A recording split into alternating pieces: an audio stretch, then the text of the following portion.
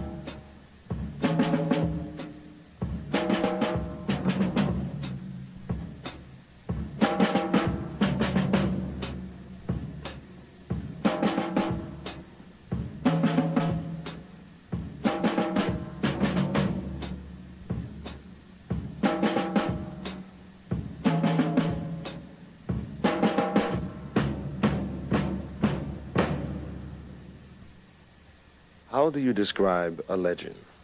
An African-American hero, an historian, an activist, who for half a century has charted a singular course dedicated to the intellectual and spiritual liberation of a people.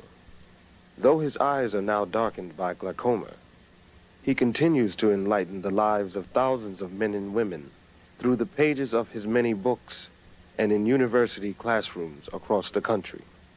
How do you describe a legend? You can't, really. But you can meet the men and women who influenced him. You can learn from him the hidden history of the African people. Learn from him a different way of making sense of this complex and often very confusing world. And you can let Dr. John Henrik Clarke tell his own extraordinary story in his own soulful style.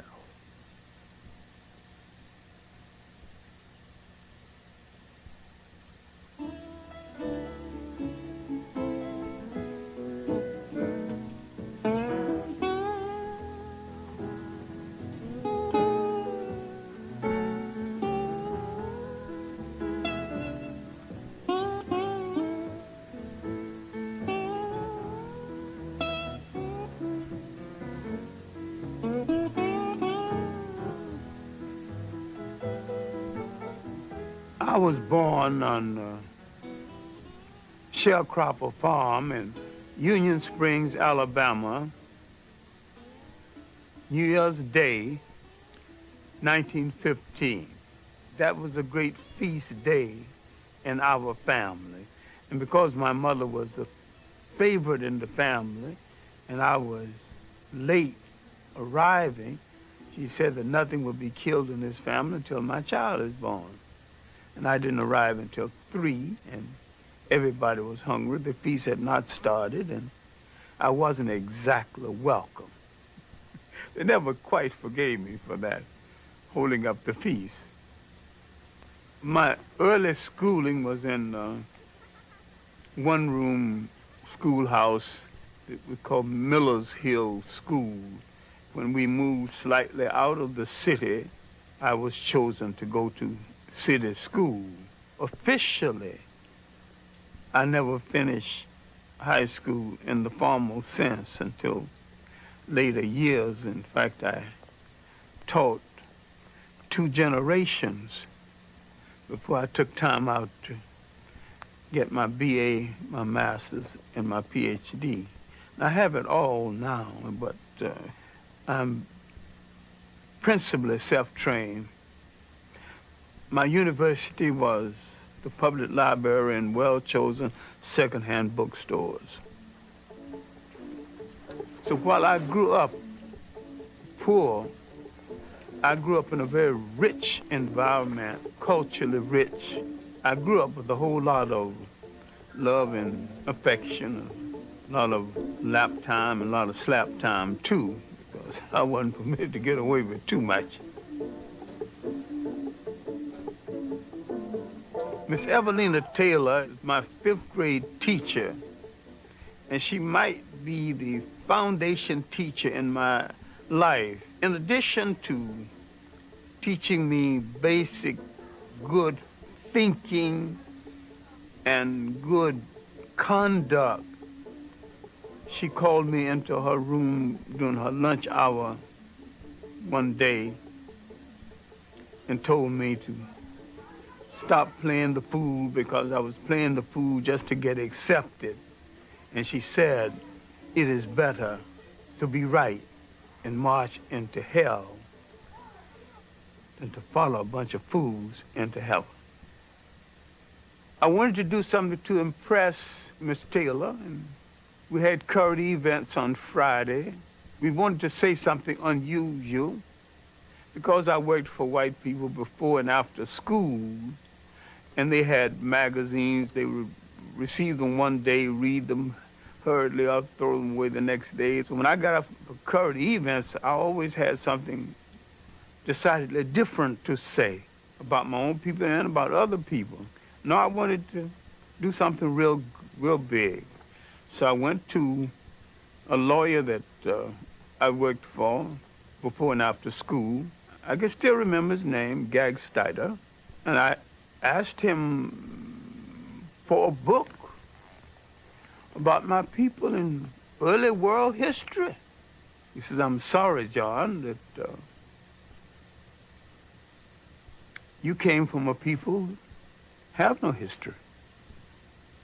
My mind would not accept that. I continued to search, and I opened a book called The New Negro, and I opened to an essay called The Negro Digs Up His Past. And for the first time, I knew that I came from a very old people, that we were older than slavery, older than oppression, older than Europe. Now the scramble began for more information.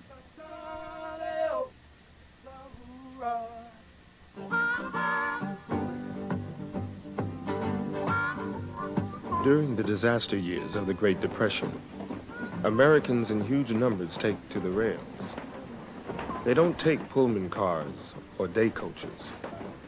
They stow away on the freights, riding the rails in search of the opportunity to create a better life.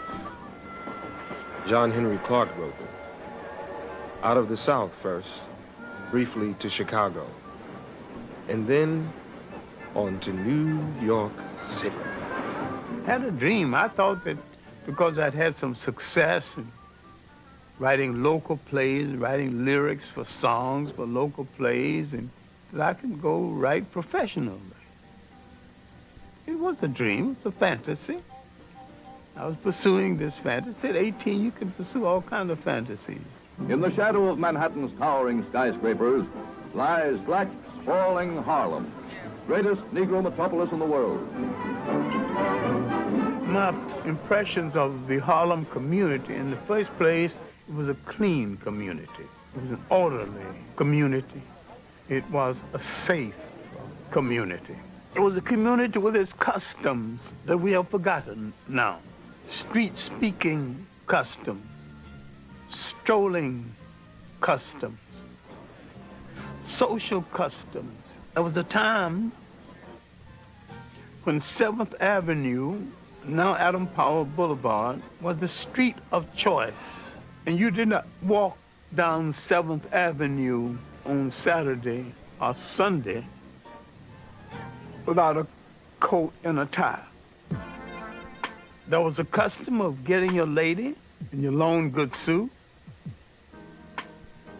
and walking down 7th Avenue to show her off. You would walk 15 blocks. Sometime when you had $1 or so to spend, you would take on the 5th Avenue open bus all the way down to New York University and all the way back. And she was satisfied, and the whole evening you hadn't spent $1. A lot of times you didn't have one. They sure don't make ladies like that anymore. There was a time there were 3 functioning vaudeville theaters in Harlem, all well patronized. The Lafayette, Harlem Opera House, and the Apollo. The old Lincoln Theater, now a church, used to be a legitimate theater where the plays downtown would be brought uptown played with a black cast. Tyrant, show thy face. And that was our Broadway. I got involved with the communists and the socialists and other radicals, and began to read literature on the Russia of that day and to see movies about Russia. I was never a member of the Communist or the Socialist Party. I was active briefly in the Young Communist League. We were looking for a way out of the condition in which we lived. And they opened doors for us and gave us a platform we otherwise did not have.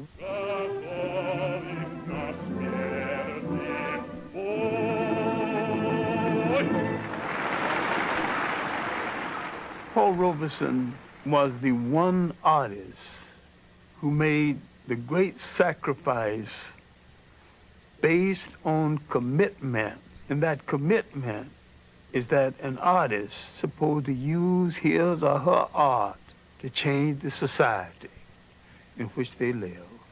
W.E.B. Du Bois is our greatest single intellect we produced in the whole of the Western world, and he's not just a black American intellect. He is an American intellect equal to any. W.E.B. Du Bois, Paul Robeson, the party came closest to what those men wanted to stand for in the world was a fair deal for the working people of the world. We would examine it later to our sorrow. We were in an argument between not a liberator and an oppressor, but 2 oppressors with different techniques and methodology of oppression. In the final analysis, Russia did not want us to be free any more than the United States and England and the imperial powers, but they wanted us under their domination. I never thought the left movement, communists or socialists, made any serious study of the history and the background of the African people of the world. And they had a preconceived notion of us that had nothing to do with our reality. And these African communal societies, where each got according to his needs, were not copied from Europe because they existed before there was a Europe. In these societies, based on the concept of the family and the community, everyone in the society had a responsibility.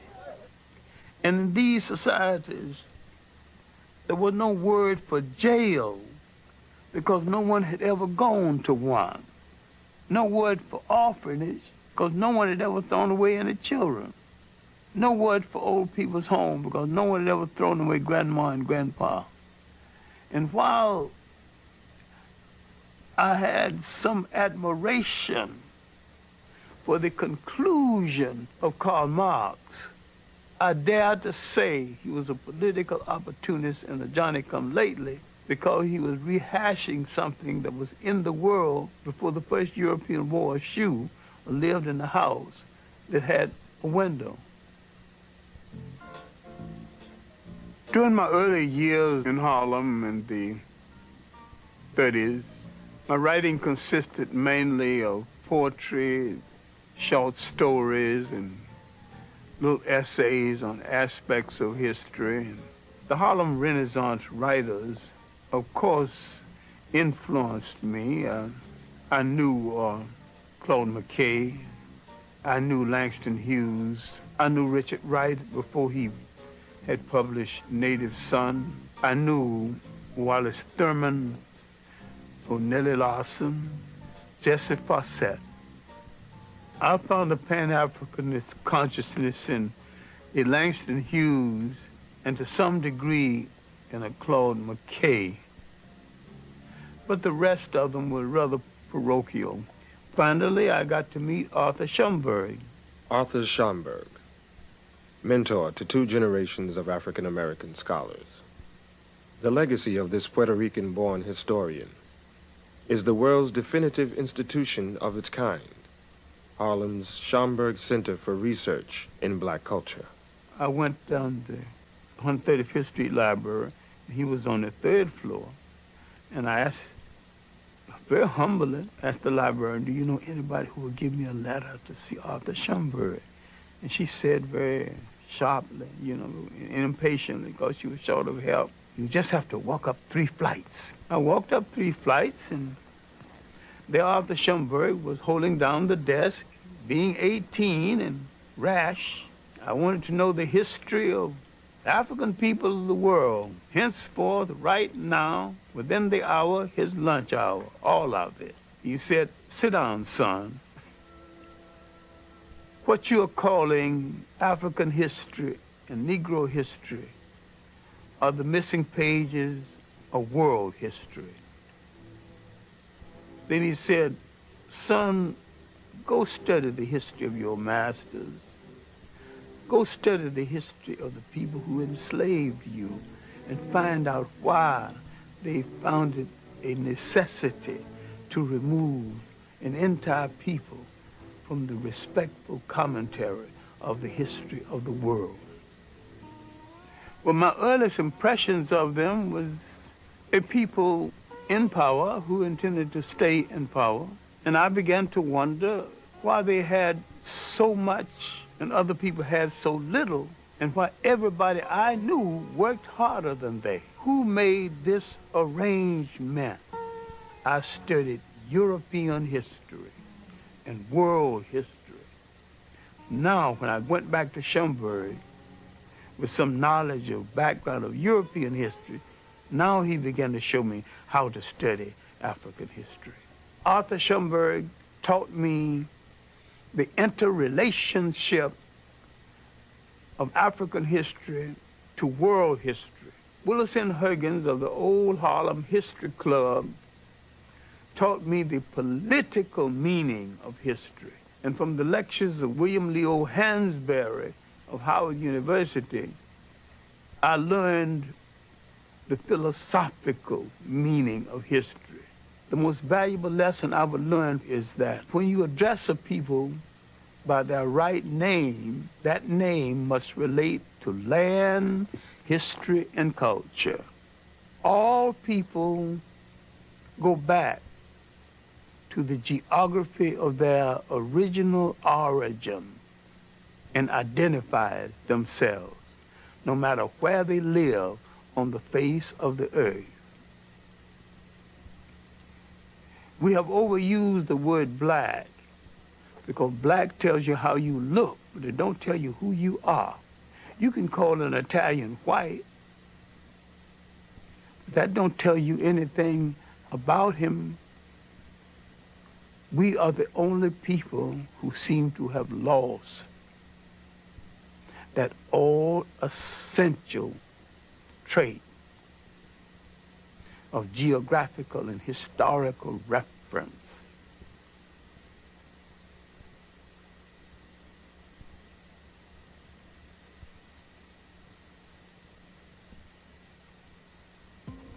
Around 1933 up until 1934, 1935, Harlem's main activity was how to make Harlem a congressional district so that Harlem could elect its own congressman.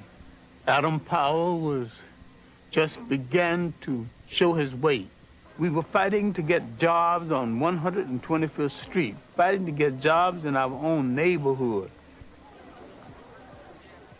I admire Adam with all of his faults. He was the best person that Black America has ever sent to Washington. He got the job done. When he went to Washington the first time, they told Mr. Powell that we don't accept blacks in the congressional dining room. And Adam smiled and said, well, you don't accept them. Well, that's your custom. The next day, Adam got the tallest and the meanest looking and the blackest of the blacks he could find and marched them into the congressional dining room as his guest and got away with it. But it was a period when we were reassessing our role in the whole of the Western world. We were tuning into Africa as much as we could and having African forums and making a serious study of African history. Black men wanted to go to Ethiopia and fight on the side of the Ethiopians, but America would not give them passports and let a single one leave the country for that purpose. And yet, Italians could get passports to go and fight with Italian forces against Ethiopia. Now later, some of the same black men who couldn't get permission got permission to go fight in the Abraham Lincoln Brigade in Spain. I'm a physician. Physician? Then why would you want to go over in Ethiopia? Well, I feel it's my duty to give my profession and, if necessary, my life in the cause of Ethiopia. And I decide and be happy to die for the defense of entire Africa, including Abyssinia. That's fine. Sign right here on the dotted line. See, originally, Africans did not define themselves by continent, but more by regions. Africa as a continent began to be defined by foreigners.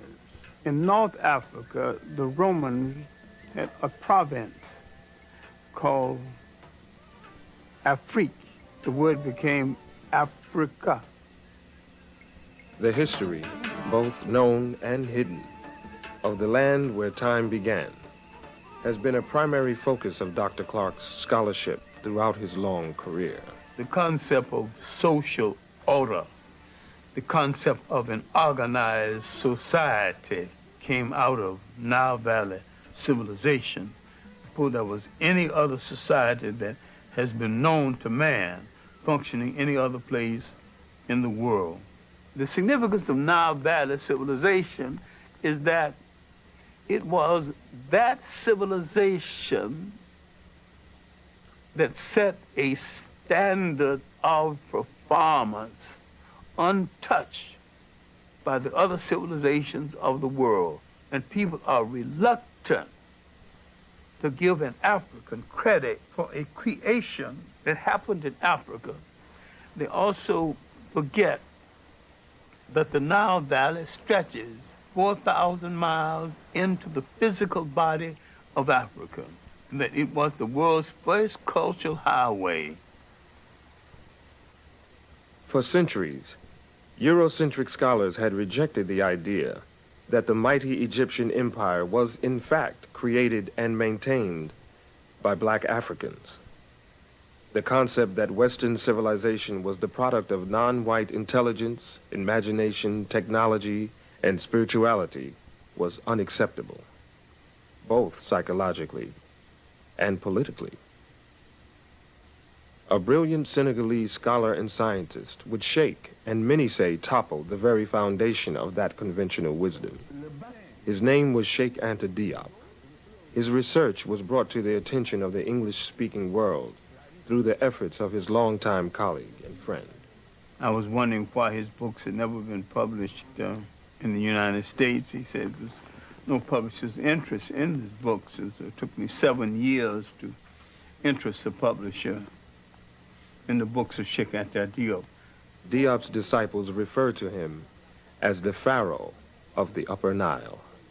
You must be strong enough and serene enough de voir les faits historiques to see the historical facts et de les interpréter and correctement. to interpret them.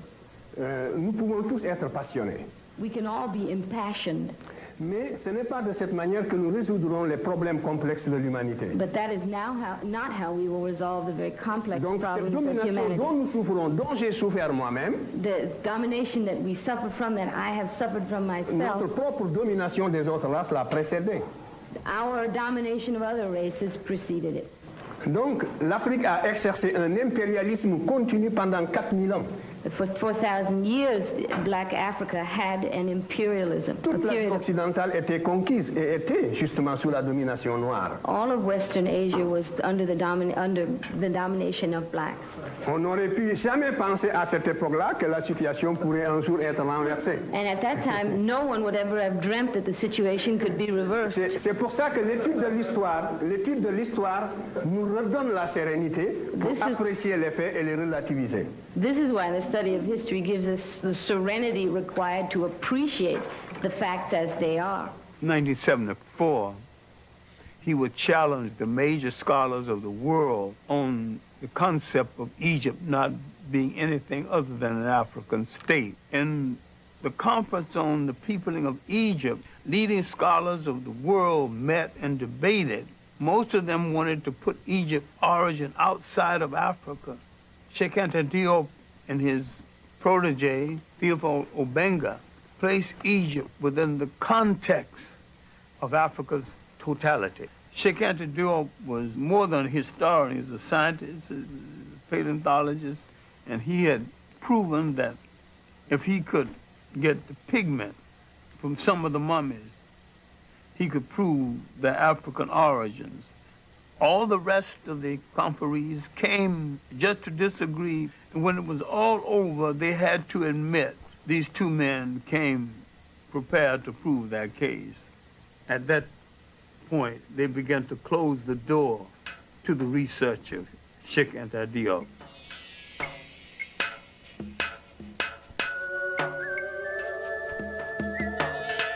From the first dynasty to the invasion of Nile Valley, that was the first golden age. And from the third dynasty came the great multi-genius Imhotep, the real father of medicine, who lived 1,800 years before the Greek, who's called the father of medicine. When we read the biography of the Greek, he says, I am a child of Imhotep. And from the 18th dynasty came the world's great social reformer and maybe one of the world's first deities, Akhenaten. He thought so much of life he would not crush a flower. He outlawed warfare. Spirituality was a part of the total life of the people. Before the coming of the Europeans, the African was very religious. The step pyramid was originally built with a temple at the top where you can go up and pray. This relates not just to the glorification of a pharaoh, but the spiritual outpouring of a people. This is what made the civilization of the Nile so great. At the same time that Egypt was in its 24th dynasty, Europe was just emerging from its pre-literate past. The first show of European intelligence was a book for the Odyssey and the Iliad. That's about 850 B.C. Where is Egypt, 850 B.C.? Egypt is old and tired and has gone through 24 dynasties. It is on the eve of its last great dynasty that will come from the pharaohs in the south. And the Europeans have just written a book of folklore. Just south of Egypt lies another highly evolved black society, the Nubians. Their civilization thrived for some 3,000 years. I call the 25th dynasty the one dynasty from the south that moved up north and to tell their cousins, the Egyptians, how to rule a nation one more time in the great show of history. This was Africa's last walk in the sun. It was a great and mighty walk. That walk had lasted 10,000 years. Now it's coming to an end. Europe is just being born. The very word Europe is not even being used.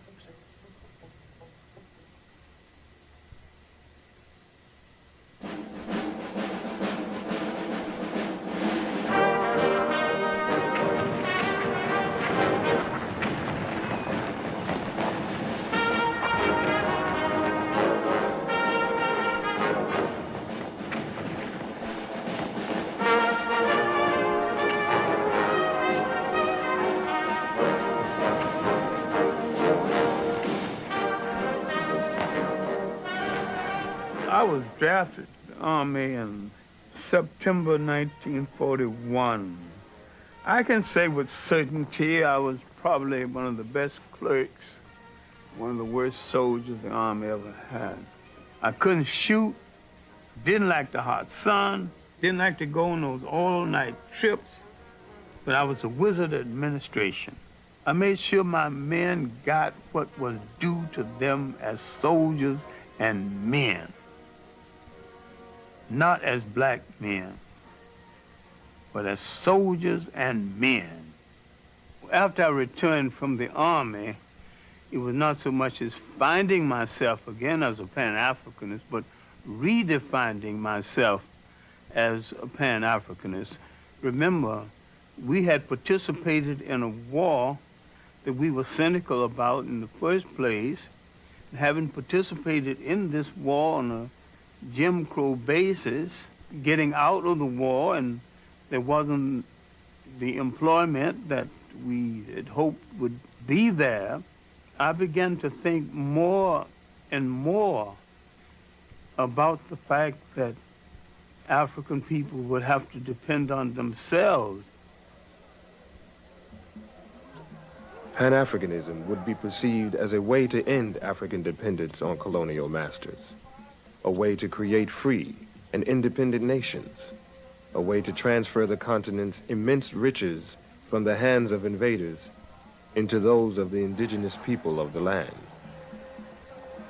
I began to define Pan-Africanism as the building of an African world community, the union of African people in different parts of the world, the African population in India and the Pacific Islands, the African population in the Caribbean, and Brazil and South America.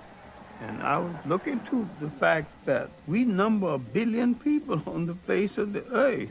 If you put them all together and they did one thing in unison, even if it was wrong, it might alter the world.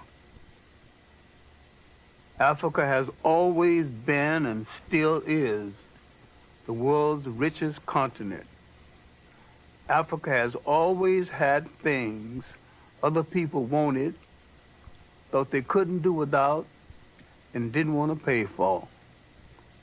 So therefore, there's always been an excuse to invade Africa.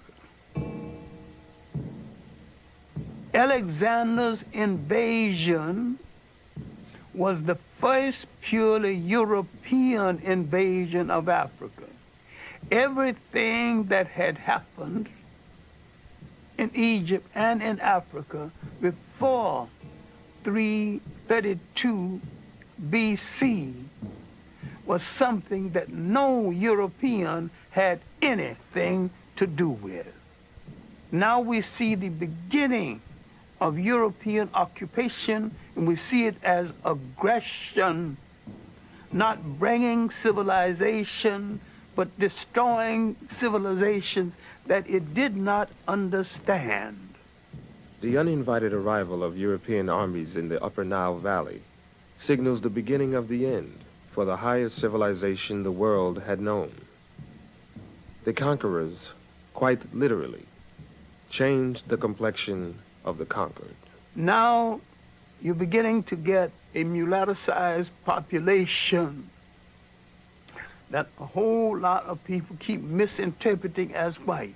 With each one of these invaders came the bastardization of the population based on the fact that for the sake of pleasure, the foreign soldier heads for the female population at a time the male population has been defeated in war. The Greeks' rule didn't last that long before they were challenged. An ambitious and well-dressed bunch of thugs across the ocean, not very educated, but they could fight like hell, called Romans, began to have ambition for the trade in the Mediterranean. Carthage, a powerful black state in North Africa, had imperial ambitions of its own. By the 3rd century BC, its forces had crossed the Mediterranean and established a large province in Spain. The military commander of Carthage had apprehensions about his Roman neighbors and warned his son to keep a watchful eye. Hannibal's father, he would point across the ocean and said, there's some evil people over there. We better bring the war to them before they bring it to us. Hannibal never forget. Hannibal is only 26 when he takes charge of the army. He launches an audacious military adventure, leading his men and their elephants over the Pyrenees Mountains into France, then pointing them across the Alps, boldly, toward Rome itself. Heavy casualties, overextended supply lines, and defection of allies drive Hannibal off the soil of southern Europe. He retreats back home to Carthage. The Romans have made a mission, almost a cult, out of the destruction of Carthage. They would meet each other in the morning. Good morning, Roman citizen. Carthage must be destroyed. Yes, of course, Roman citizen. Carthage must be destroyed.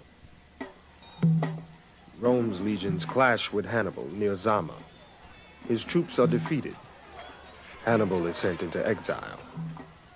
His once mighty nation becomes another colony of Rome and an administrative center for their empire. Now, the Roman Empire internally was not very rich. Africa became the breadbasket for the Roman Empire.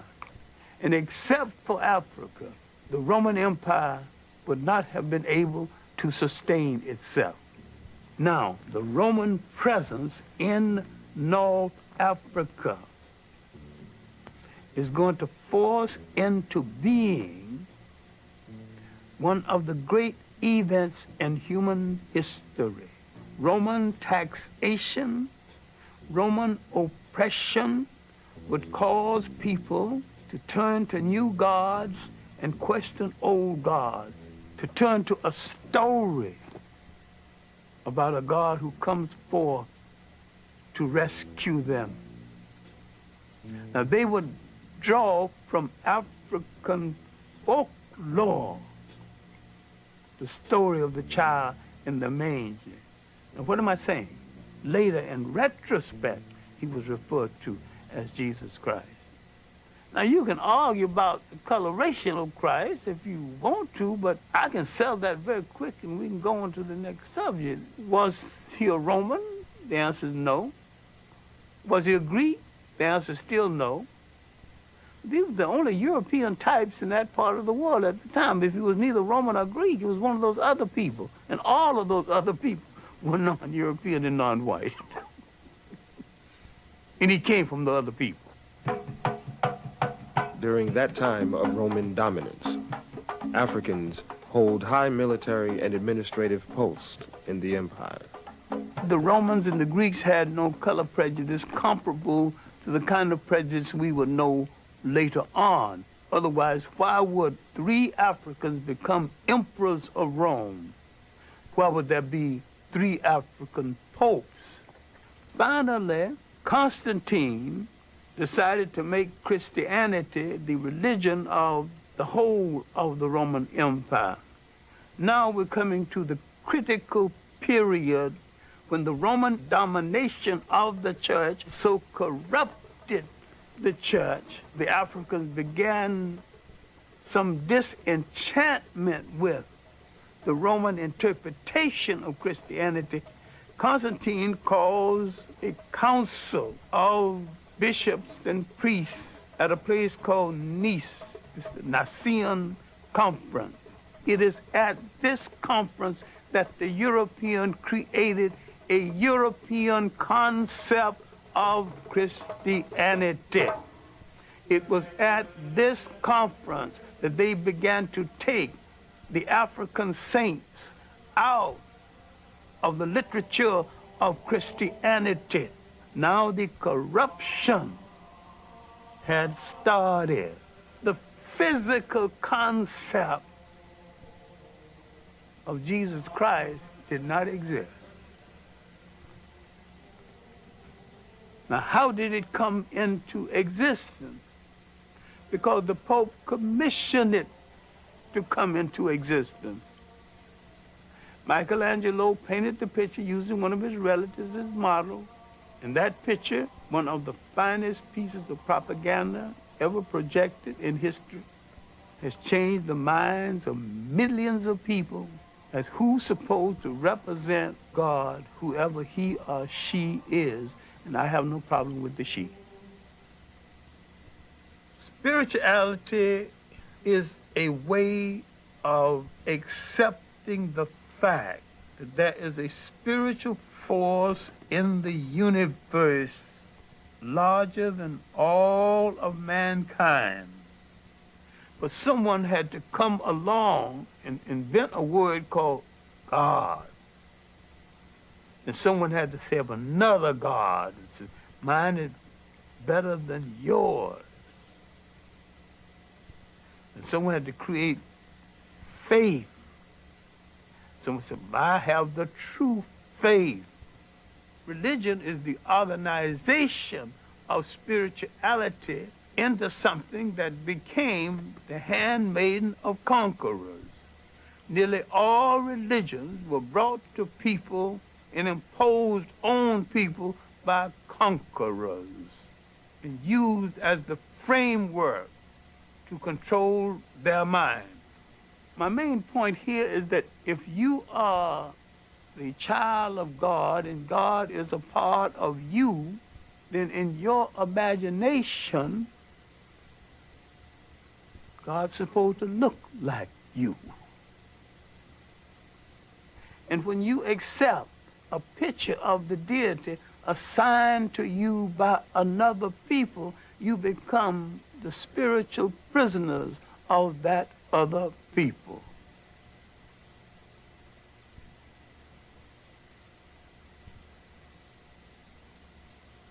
Many Africans became Roman citizens, just like many black Americans today. I have nothing to do with Africa. I'm an American. I'm a citizen. I'm an American. There were Africans way back there with that same kind of split personality silliness, not knowing where their ethnic identity belonged. Rome's hold over its far-flung provinces weakens. In North Africa, it faces a new and fierce challenge: Islam. The Arabs, noticing the weakness of the Romans in North Africa, began to court the favor of the Africans. Arabs convinced the local black populations to join in the struggle against a common oppressor. They also convinced many of them to abandon their traditional beliefs and pledge their allegiance to Allah. The Africans assumed that by supporting the Arabs would get the Romans literally off their back. They were right. The Arabs did get the Romans off their back, but the Arabs replaced the Romans on their back.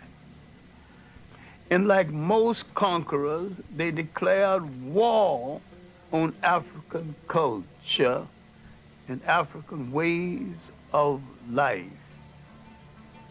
The Arab has always been a propagator and a defender of slavery. They've always rationalized slavery based on Islam. I do not think any religion sanctions slavery.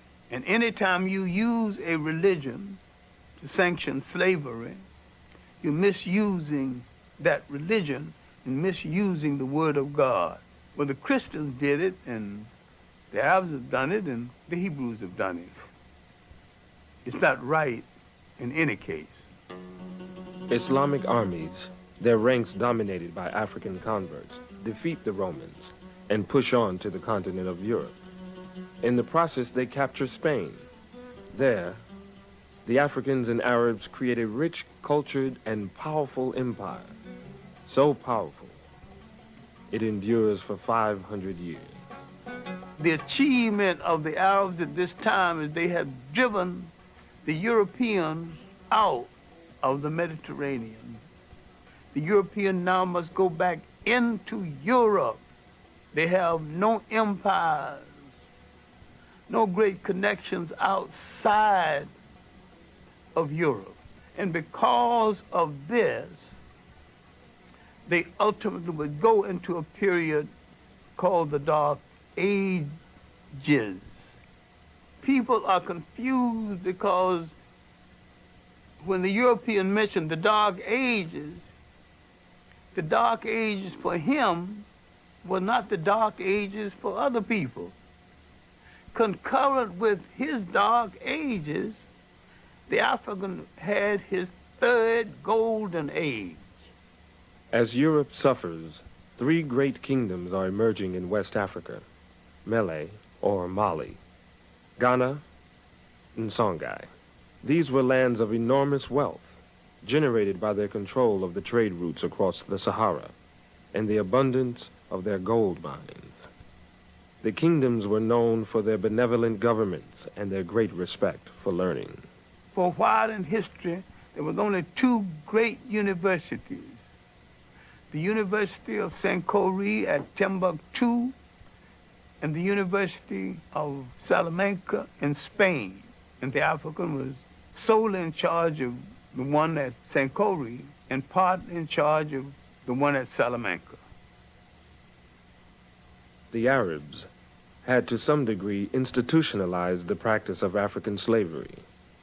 The Europeans internationalized it. In Europe, the wealth amassed from the slave trade makes the Industrial Revolution possible, while laying the foundations of modern capitalism. In the Americas, the traffic in human souls creates a vast African diaspora, millions upon millions of people ripped from their homelands, transported in chains to a distant, hostile world. The European came into Africa as a guest and was treated as a guest. The Africans are unsuspected, political, naive, some of them still are, because he had nothing against the Europeans and he had never enslaved any Europeans.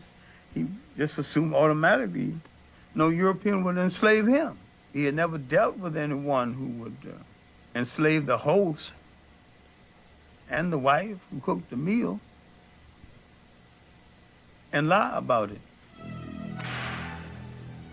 Around 1442, the first slaves would be taken out of West Africa.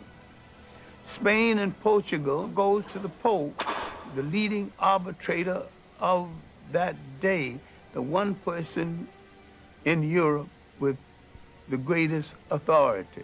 The Pope would say to Spain and Portugal, you take the East and you take the West, and you two good Catholic nations start fighting among yourselves.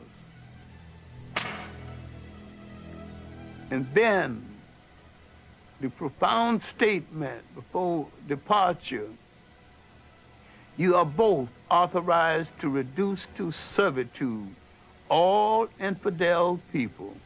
The slave trade now had been sanctioned. Europeans had been told they need not feel guilty of it because you're doing this to an infidel who is outside of God's grace. England went into the slave trade with a vengeance, led by Captain Hawkins and the good ship Jesus. The ship was called the good ship Jesus. The coat of arms on the ship was two Africans bound back to back with their arms tied. So they saw no contradiction in being in the slave trade and being Christians at the same time. We cannot deal with this enough because we're still suffering from this inside of the mind of a lot of people in this world, into the millions. We are outside of humanity, outside of the grace of God. That's a terrible feeling as you walk the earth, because what has been taken away is your essential humanity, your human beingness. When they take away your human beingness, they take away your nationness.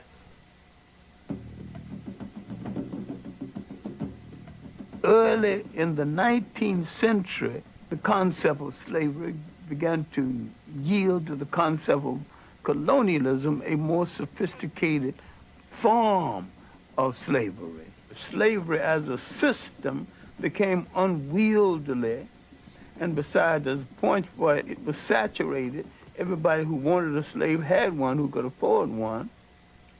The European nations of size that did not have any portion of Africa began to grumble. At the Berlin Conference, 1884 and 1885, the European powers of substance who did not have any part of Africa now were given some parts. Africans did not fall at the feet of the European invaders. They fought fiercely, bravely, and continually. Anti-colonial wars started up down the coast of West Africa, in parts of inner Africa, and in the Congo. There was armed resistance. The Zulu wars lasted from the 1650s, when the Boers arrived, to the last Zulu war was 1906. In Ghana, the Ashanti wars lasted from early in the 18th century to the last Ashanti war, led by a woman, Ye Asantewa, in 1900. For a while, it looked as though the Europeans would not be able to hold on to the continent. More manpower and more ruthless treatment brought it mainly under their control. By 1884, 1885, and afterward, there wasn't no dispute about who was in charge of Africa, just who was in charge of what part of it. We have been hung up with a myth, the myth of the conqueror and the invader as the bringer of civilization. No people ever brought civilization to another people at no time and at no place in history. It's one of the most protracted lies we ever listened to.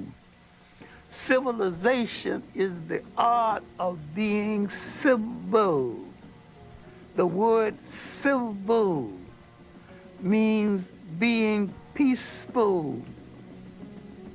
And there's nothing peaceful about aggression. Only the slave can abolish slavery. If someone is on your back, you have to bend a little to balance them on your back. Now, the best move if you want to get them off of your back is to stand straight up.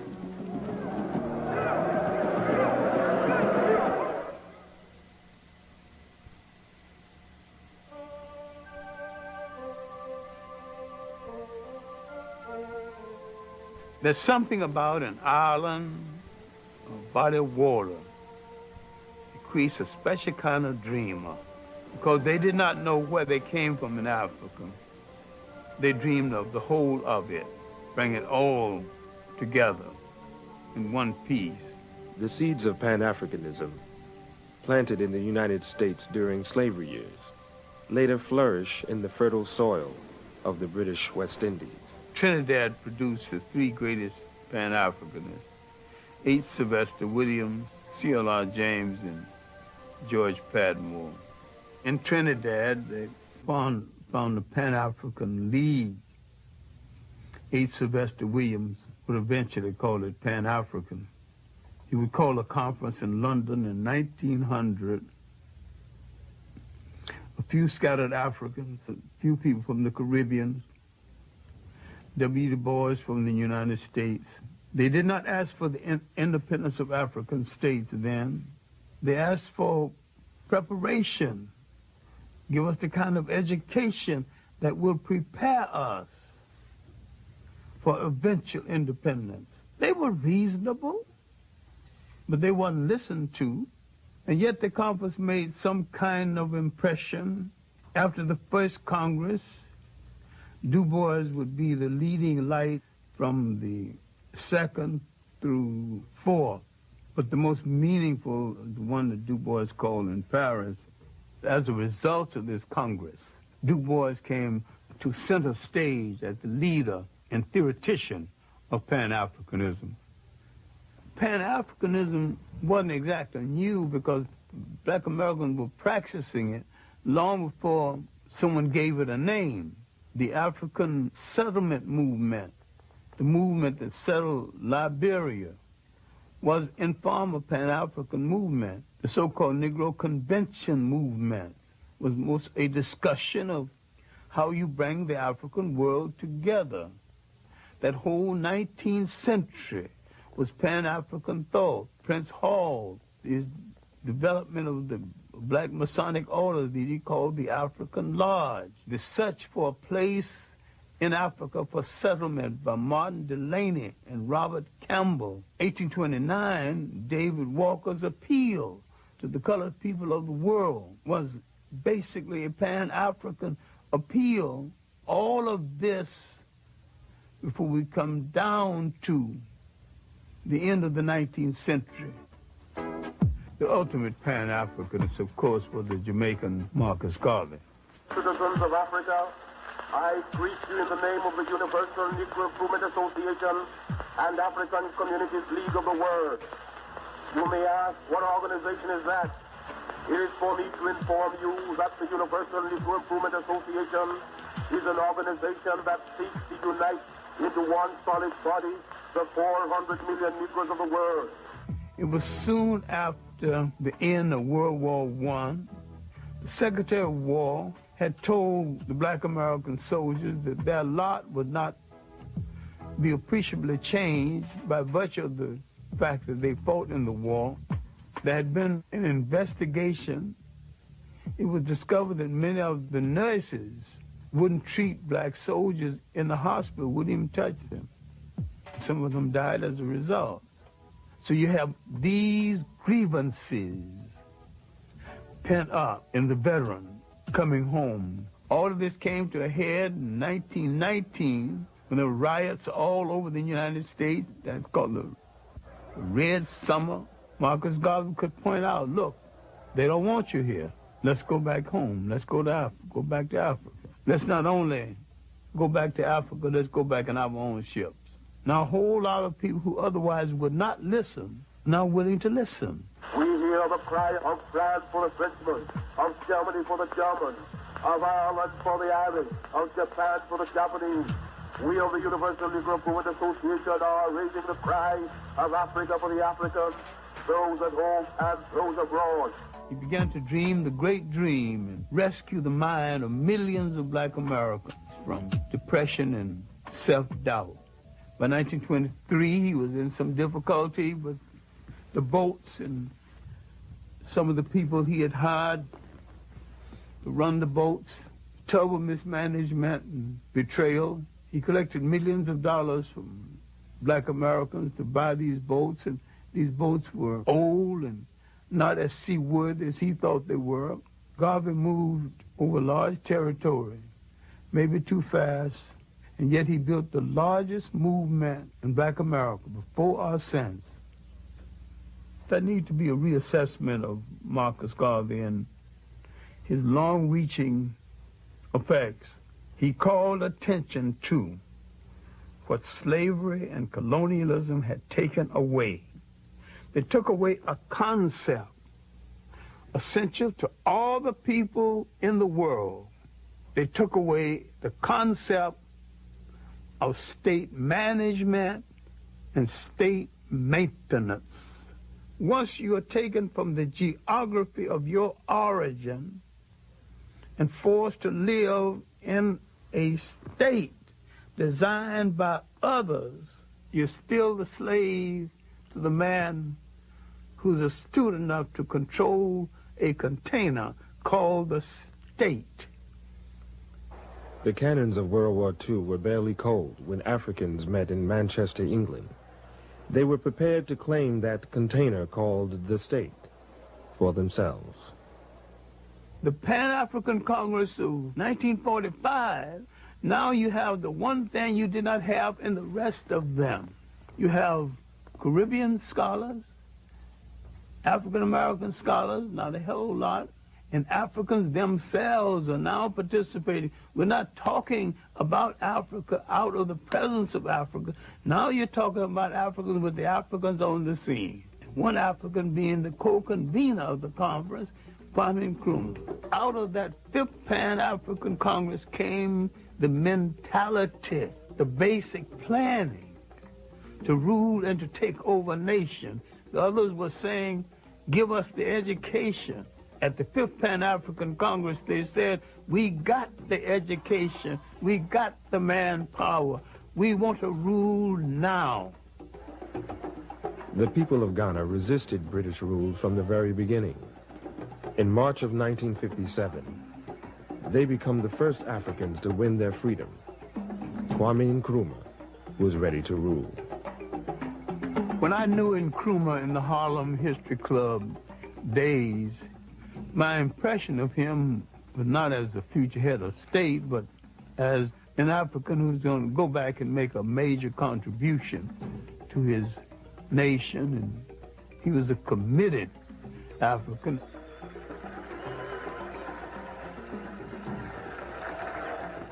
I went to Africa in 1958 because I've been promising myself I was going to get to Africa next year.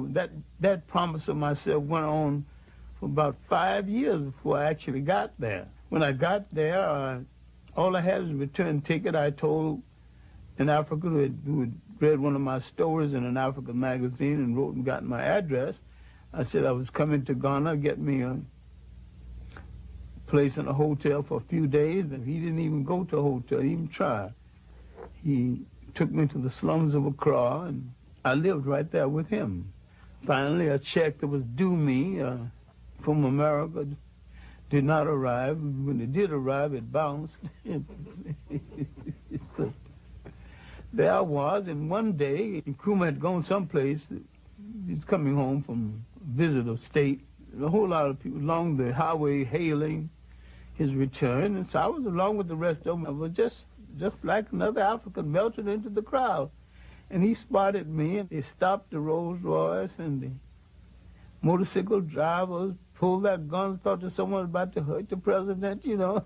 his motorcade stopped, and he came out, and he said, what the hell are you doing in my country? And I just laughed. You say, you're a long way from Harlem. He looked right and said, where do you live? I said, in Jamestown. Jamestown is the slums of Accra. Still is. He shook his head and said, you sure must love Africa.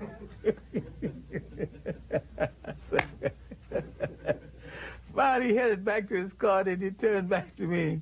He said, you know what I'm going to do for you? I told him I didn't have any job, and my check had bounced, and I didn't even know how I was going to get home. I'm going to put your Harlem behind to work. And he gave me a job. Working on his newspaper, the Evening News. The significance of Ghana's independence at that time is that it gave spirit to the whole of the African world. It was a major impact on Black America because it came at the time the civil rights movement was reaching a crescendo, a great height. His first vision of Pan-Africanism was the physical unification of Africa. And he said that Ghanaian freedom won't mean anything until the rest of Africa is free. So the spirit of Ghanaian independence would create a light of hope in the rest of Africa. And this is what Kwame Nkrumah was trying to build. This is what the intelligence services of the United States, England, and France had to destroy to keep the example of Ghana from emerging. What went wrong was our misunderstanding of what a state consists of and the responsibility that goes into holding one together.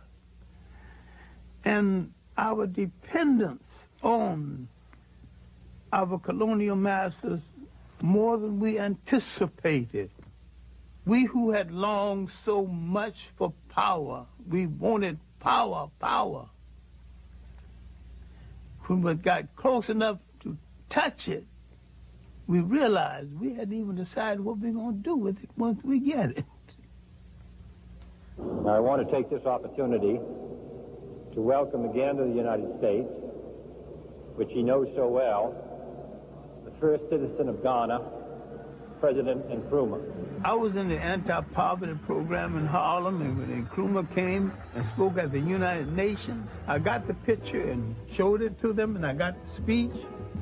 And the first thing I showed them, I said, look, there's a black man, head of a nation, speaking to the world. He got coarse, nappy hair.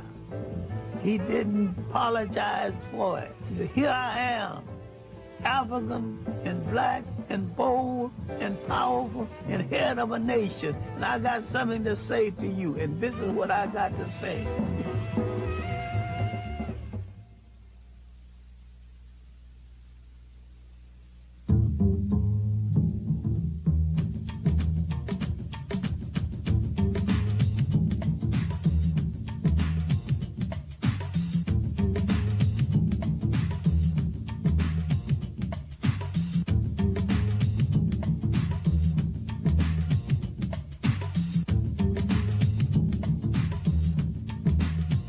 The passive resistance of Grande, and we should understand this, was a strategy.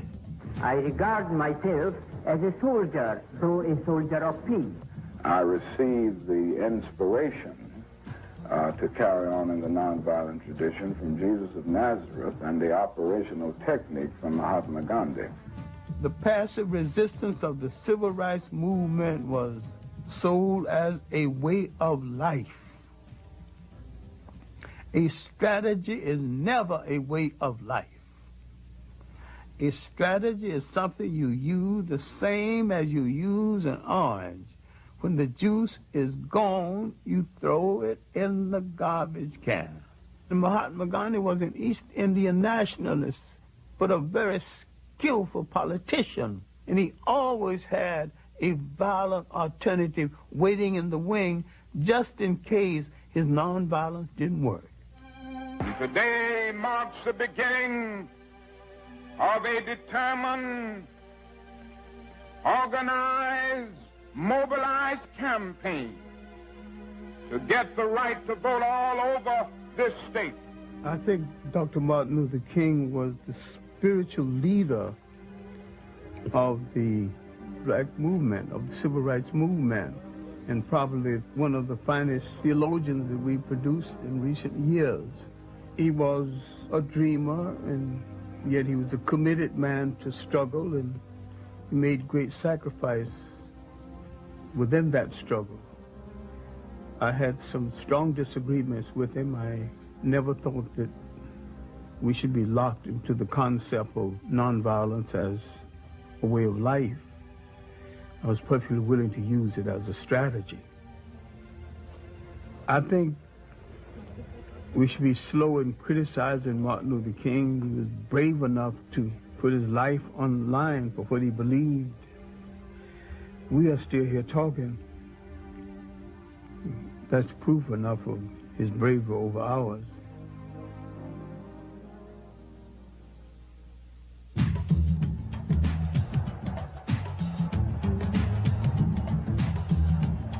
I think the March on Washington was just that. It wasn't a march on Washington, it was a march in Washington. I don't know of any sweeping achievements that came out of it. It was a great ceremony. I'd be hard-pressed to identify the substance. I happen to think we've gotten enough mileage out of marching. It was a great ceremony. It was a great rehearsal for a show we did not put on the road. For a time, we had the attention of the world. Between the Civil Rights Movement, the Caribbean Federation Movement, and the African Independence Movement, we had the attention of the world, and there were people, though they hated our guts, they were willing to make concessions to us based on the fact that we were ready to handle power. We made too many speeches and didn't do the necessary work, the unglamorous off-camera work that would have made it possible. That was our great mistake. Ceremony that lacked substance. And that was a voice, loud and clear and analytical. We were fighting to keep from hearing that voice. It was the voice of Big Bad Malcolm X, who had both the national and the international message. One of the reasons that it is bad for us to continue to just refer to ourselves as so-called Negro, that's negative. When we say so-called Negro, that's pointing out what we aren't, but it isn't telling us what we are. We are African, and we happen to be in America. We're not American. We are people who formerly were Africans who were kidnapped and brought to America. I met him first in 1958. I know him from that period until his death, and sometimes saw him on a daily basis. I would furnish information on history and background information. I never told Malcolm X what to do, and I don't remember anybody else who told him what to do either. They have studied the tactics and the strategy and the methods of all of the African nations who have emerged and won their independence. And they've seen that the Africans didn't get it by sitting in. They didn't get it by waiting in. They didn't get it by singing "We Shall Overcome." They got it through nationalism. I first met Malcolm at the World's Trade Show building. Looked me up and down and said, "I bet you're a swine eater." I'll admit that I had paid some joyful visits to pork chops and other parts of the pig. And I said that, you know, Malcolm, if it wasn't for the pig, you and I wouldn't be here arguing about the pig, because some of us would be gone. We would have starved to death. Many times when Malcolm X was prefacing his speeches with the words, "The Honorable Elijah Muhammad teaches us," Malcolm X was teaching Malcolm X lessons over and beyond anything the Honorable Elijah Muhammad ever thought about. You say we are on the road now to a better world because the white man promised integration. This is a disgrace. Mr. Muhammad's analysis is that until the image of the black man in the mind of the black man has been changed, you will always have delinquency, parental as well as juvenile. So his entire approach is not so much to change the attitude of the white man toward the black man, but to change the attitude of the black man about himself. The Arabs and certain powerful groups within Islam really wanted Malcolm on their side, there was a serious attempt to persuade Malcolm to turn on Elijah Muhammad and establish a second Islamic group based on what they considered to be Orthodox Islam. They offered him $3.5 million. He turned it down, and we were walking down the street toward his car, and this man had turned down $3.5 million. And he whacked me on the shoulder and says, "Swine eater, let me buy you a cup of coffee." He was more loyal to Elijah Muhammad than Elijah Muhammad eventually was to him. Elijah Muhammad was getting old and feeble, and there was suspicion that Malcolm X would be the logical successor. And there were those within the nation who didn't want Malcolm X as the logical successor because Malcolm X would have done some serious house cleaning. He was an honest man, and there were some thieves in the house.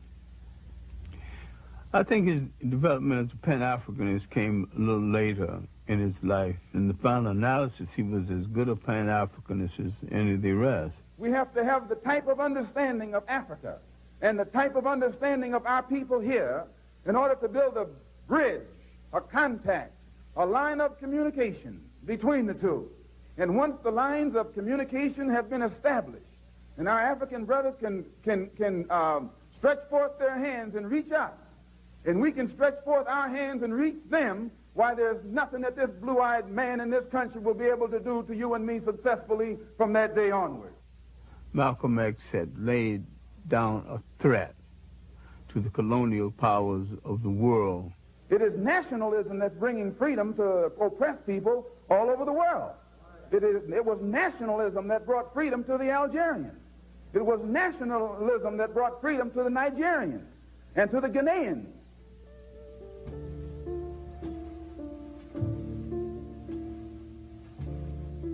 I do not think Malcolm X's murder was a local American thing. I think it was a larger thing than that.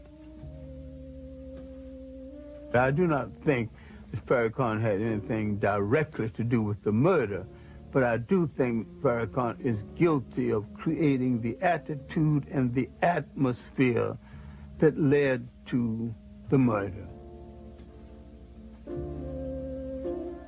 Without Farrakhan, Malcolm X, I think, still would have been assassinated.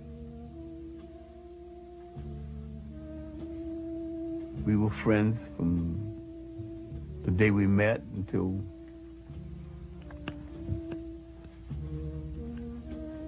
his death.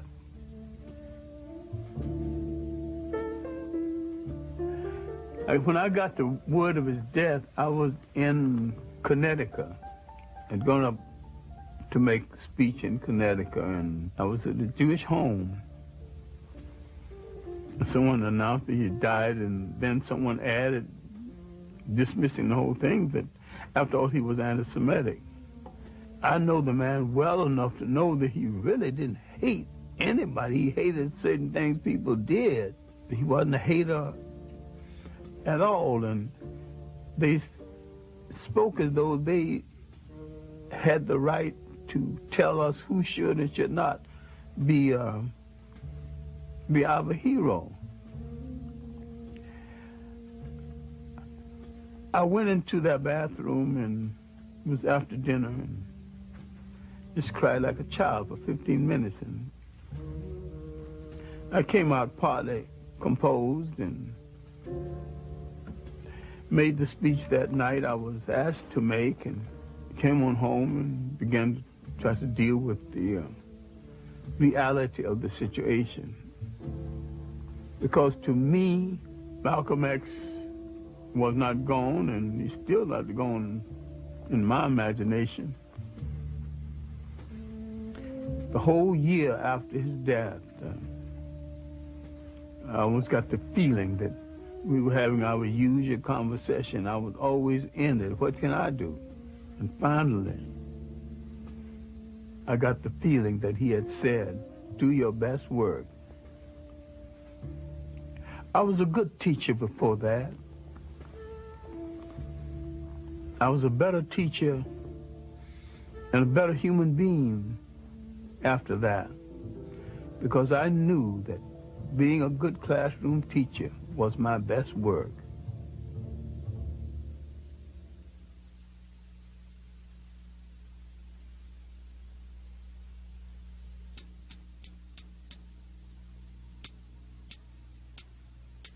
We have to move to a position where we can feel strength and unity amongst each other from Watts to Harlem, where we won't ever be afraid.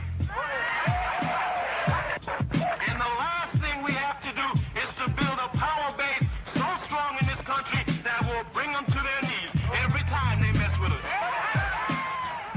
Individuals do not create rebellions, conditions do. Until they begin to address themselves to those conditions, rebellions will continue and they will escalate. And to fight for our liberation by any means necessary. It was the beginning of the Black Power movement. It was also the Black and Beautiful movement, moving into second gear.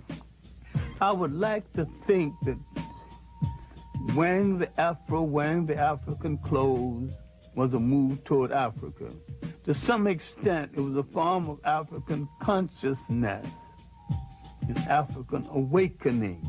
As a result of it, African people were stimulated throughout the world. But what followed the stimulation? What institutions came out of it? What of lasting value came out of it?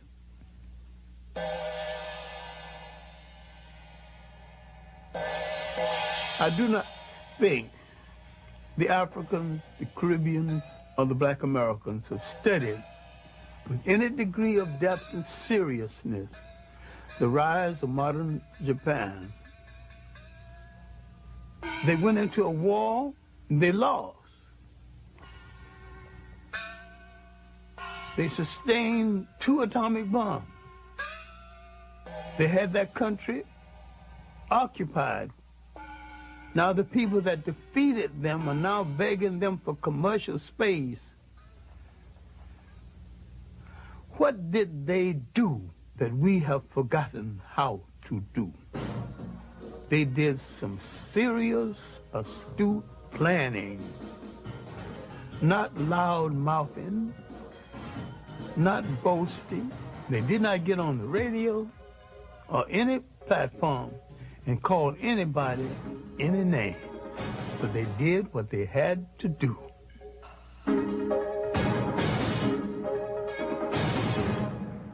If we're carrying out a well-designed program for liberation, if it's written out, any literate person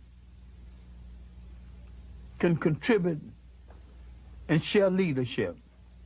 So if the leader dies while you're on page 13, move to page 14 and continue the struggle. Bury the man, continue the plan. I think every person that calls themselves a leader, a preacher, a policymaker of any kind should ask and answer the question in his own lifetime: how will my people stay on this earth? How will they be educated? How will they be schooled? How will they be housed? And how will they be defended? The answer to these questions will create the concept of enduring nationhood, because it creates the concept of enduring responsibility. Good morning!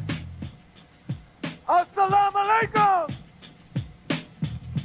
My dear brothers, black men, strong black men, upright black men, sober black men, together black men, unity black men, freedom black men, justice black men.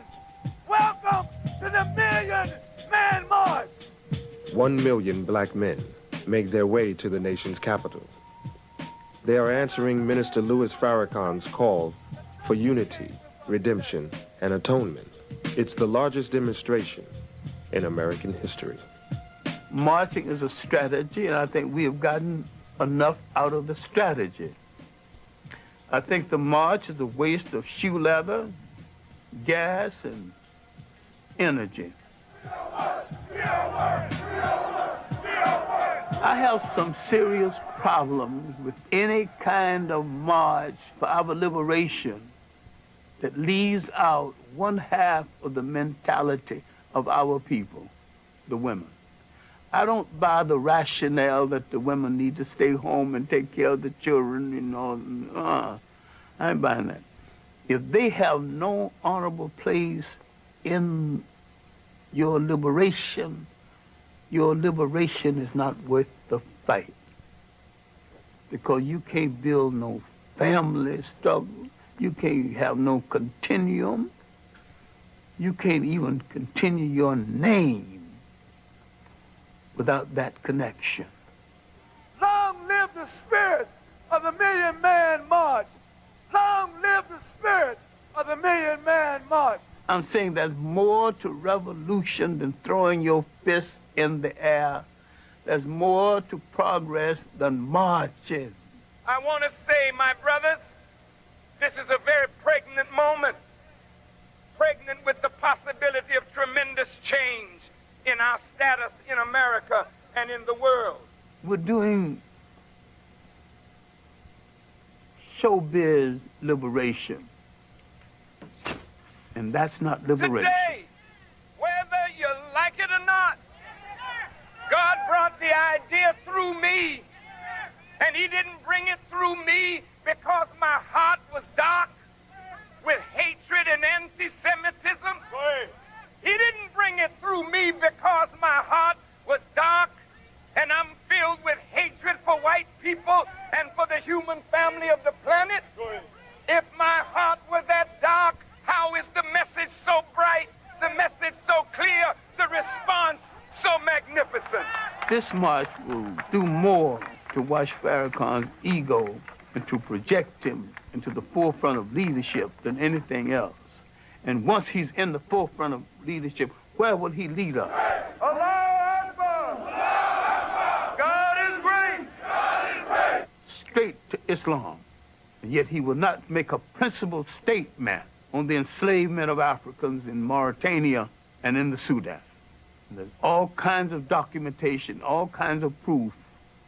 If I have to be a dissenting voice in this, then I'm very pleased that I've got enough integrity to be a dissenting voice and not to care where the chips fall.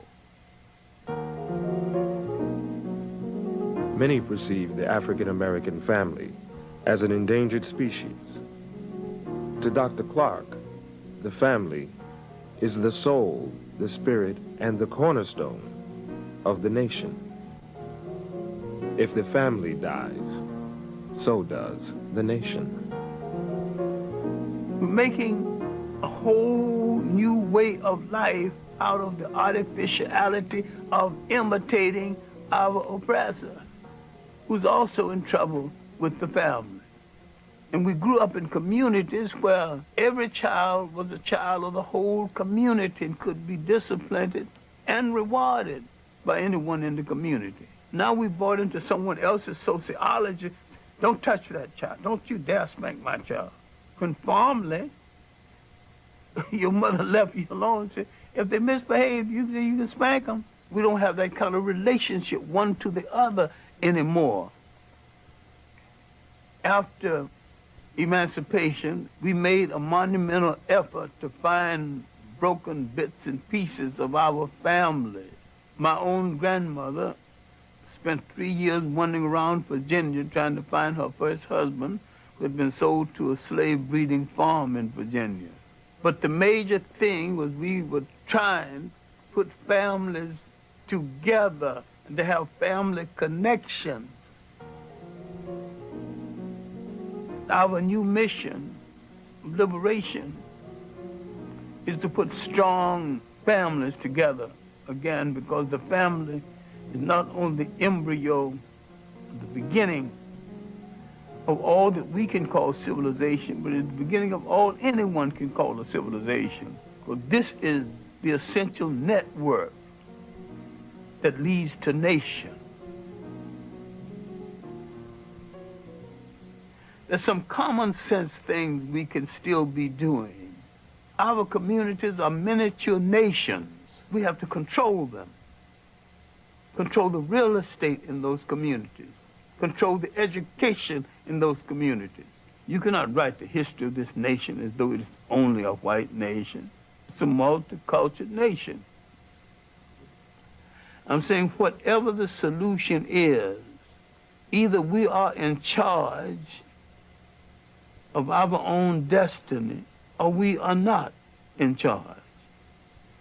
On that point, we got to be clear. You're either free or you're a slave.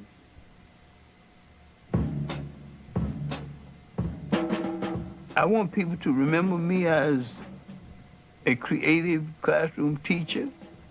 I'm self-educated. I've read more books than most men see in a lifetime. Fortunately, I still remember the better portions of most of them, but I haven't seen the last of my life or the last of my energy. So I decided if you lose your eyesight, increase your insight. Use what you got and keep on doing the things that give your life meaning and give your life definition. I like for them to remember that I have been consistent. I took certain principle stands in my late teenage. Now at the age of 80, I have not discarded these principle stands. My great overpowering love affair has been the liberation and the maintenance of African people and to restore them to a status that they lost in the world. I think faith has not spared African people for an ideal purpose.